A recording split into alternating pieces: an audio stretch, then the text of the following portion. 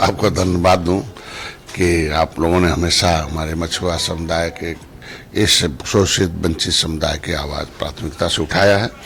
ये निषाद पार्टी का गठन ही मछुआ समुदाय के समस्याओं के हल के लिए हुआ। बसपा शासन काल में आपने देखा होगा कि वर्ग 3 की जमीन रोजी रोटी छीनी थी बसपा ने। आरक्षण का पूर्ण रूप से खात्मा किया और कोर्ट से भी स्टे लिया। सपा ने उलझा के रखा, जिसको राइट नहीं था मामला परिभाषित करने था।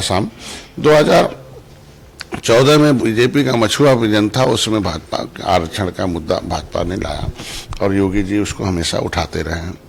लेकिन जो आरक्षण का मुद्दा मैं बार बार कहता हूं कि कोई हल करेगा तो मोदी योगी हल करेंगे, क्योंकि मोदी है तो मुमकिन है कि एक विश्वास का नारा देश में चल रहा है। और ये दोनों योगी और मोदी मछुआरों के लिए ये मुख्यमंत्री संपदा निषाद राजबोट योजना, मुख्यमंत्री संपदा मछुआ कल्याण को, ये तमाम योजनाएं हैं।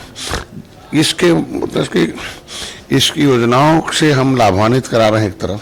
इससे पहले मंत्री रहे, मुख्यमंत्री ने खाली वोट बैंक समझा और वोट बैंक लेकर काम किया, और आज हम लोग इसको ये जो नाराजगी की बात आप कर रहे हैं, इन जो इम्पोर्टेड नेता हैं, कभी योगी मोदी के इस योजनाओं को, कभी निषाद समाज को लाभान्वित करने के लिए कभी उन्हें प्रेरित नहीं किया, न कभी मीटिंग कर प्रचार किया। खाली दुष्प्रचार करते हैं कि भाई डॉक्टर संजय नदी बेच रहे हैं, डॉक्टर संजय कुछ कर नहीं रहे हैं। बताइए, 14,000 निषादों को लाभान्वित किया। ये पहले केवटा मल्लवा बिंदवा कश्यप कहरा रेटे के नाम से सुनाने जाते थे इन सब सपा बसपा के समय में। तो ये आप समझ सकते हैं कि ये वही लोग हैं जो लोग बसपा के समय कैसे आए थे कि कोई बसपा की लहर में है।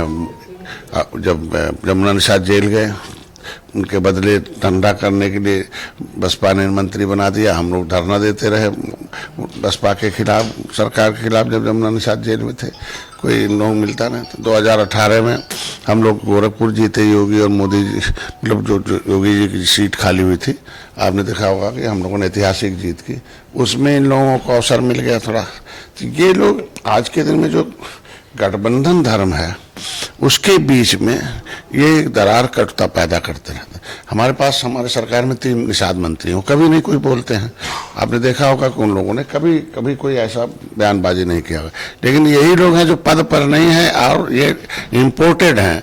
अभी हम लोग चट्टान की तरह खड़ा हुए फर्जी पीडीए का हवा निकाल दिया दिल्ली में हम लोग कि असली पीड़ित दुखी अपमानित एनडीए के साथ है और रहेगा भी। हमेशा बार बार कहता हूँ, आज भी हूँ कल भी हूँ, जब तक भाजपा दरवाजा नहीं बंद कर देगी तब तक हूँ। अब फर्जी पीडीए हवा निकाल दिया। ये लोग जो इम्पोर्टेंट नेता हैं वो खुद अपनी ही हवा निकाल रहे हैं और सब सपा का माहौल कर। तो इसके मतलब ये किसके लिए काम कर रहे हैं? सपा के लिए कर रहे हैं या बीजेपी के लिए? तो बीजेपी को तय करना होगा ना। अगर ऐसा है, उस पर कोई प्रतिक्रिया नहीं आ रही है, तो उसके लिए मैंने कहा था कि अगर लगता है इन्हीं से काम चल जाए तो फिर हम लोग उसको कह दें। तो ये तो जो धर्म होता है, एक विशेष धर्म होता है, बसपा ने नजरअंदाज कर बड़ा नुकसान हुआ। और ये जो इम्पोर्टेड नेता हैं, ये सारे लोग यही उल्टा पुल्टा बोलते रहते हैं। जैसे हमारे यहाँ नदी नीलामी हो रही 1963 से होती है, हाई कोर्ट के कहने पर 2018-19 में आ गया। फतेहपुर का एक इद्रीस इरफान था, वो 200 किलोमीटर नदी लेता था, बंदूक लगा के नदी का ले वो डूब जाता था। माननीय मुख्यमंत्री को धन्यवाद दूंगा कि उसमें एक समिति बनी, 5-5 किलोमीटर पर हम लोग को देने लगे, गरीब मछुआरों को मिलने लगा 4,000 प्रति किलोमीटर के। लेकिन अभी लोग क्या करते हैं, कहते हैं डॉक्टर साहब नदी बेच रहे हैं, ये भाजपा गोद में बैठ के मलाई खा रहे हैं, परिवारवाद। ये पहले बताइए, हम लोग इससे समाज की लड़ाई लड़के उनको हिस्सा दिला रहे हैं। इन लोग कटता पैदा क्या खींचेंगे जो कुर्सी खुद ही नहीं है। लेकिन एक गठबंधन धर्म होता, धर्म के बीच में अगर कोई इस तरीके से कटता पैदा करता तो बड़ा अच्छा नहीं लगता है। क्योंकि मैं पहले भी कहा कि ये लोग कभी भी इनसे समाज से मतलब नहीं रहा। ये लोग सामाजिक मुद्दा हमेशा स्वजाति नेता जो हमारे कुछ हैं, जो बेचारे परेशान हैं, जो उन्हें डर सता रहा कि मेरे खिलाफ बोलने से उनको कुछ बड़ा हो जाएंगे। तो मैं धन्यवाद, इस तरीके से आपके नेता बेलगाम हैं। हम चट्टान के तरह खड़े हैं और देखा हवा निकाल दिया फर्जी पीडीए का, और ये लोग खुद आपके इस माहौल की हवा निकाल रहे हैं, उल्टा बोल